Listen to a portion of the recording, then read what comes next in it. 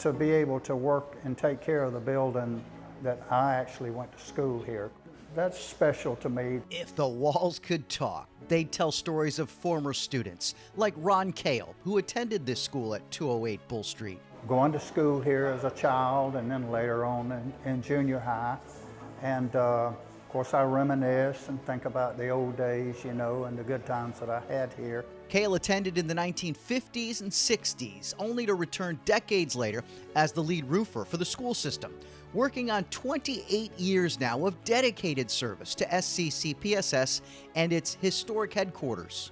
The specialness of the building, you know, the architecture, of course, as a child that didn't mean much, but now it means a lot.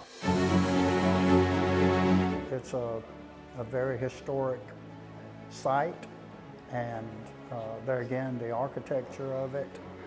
And I'm particularly glad that we're going to redo the inside, and from what I understand, leave the outside the same. So it will have the same appearance to the public, but then the inside will be brought up to, you know, standards and codes, which is very important. Important to Ron Cail, who works every day to keep our building solid from the top down.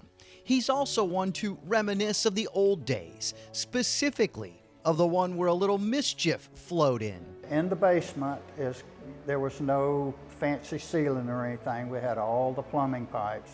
And Cail says he and his buddies pretended to be Tarzan, you know, the old character that swings from tree to tree. Well, every time we would go in the basement, we would swing on the pipes.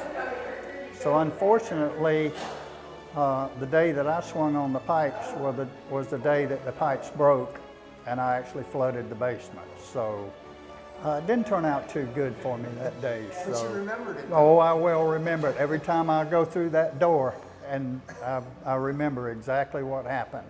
Ron Cail, one of our own, excited to see 208 Bull Street preserved and protected for decades to come. For SCCPSS, I'm Ken Slatz.